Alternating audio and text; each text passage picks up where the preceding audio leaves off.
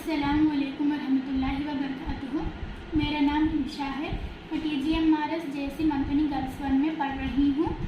मुझे intermediate first year में 421 out of 440 marks आए हैं। यहाँ तालीम बहुत अच्छी रहती है। हमारे प्रिंसिपल मैडम हमें हमेशा बहुत मोटिवेट करते हैं और मैडम्स भी हमें बहुत सपोर्ट करते हैं। सब्जेक्ट में अगर कोई डाउट है तो वो अच्छी तरह क्लैरिफाई करते हैं। यहाँ MCET और नीट की कोचिंग भी दी जाती है और दीनियत और अरबिक क्लासेस भी होते हैं। यहाँ फैसिलिटीज़ भी बहुत अच्छी रहती हैं, जैसे कि हमें गर्म पानी की सहूलत भी है और फूड भी अच्छा रहता है।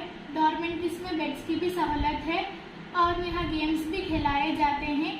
हमारे PT मैडम हमेशा हमें कौन सा गेम कैसा खेलना है बताते हैं और हमारे साथ खेलते भी हैं। और हमारे PT मैडम हमें मंडल लेवल, डिस्ट्रिक्ट लेवल और स्टेट लेवल को भी लेकर जाते हैं।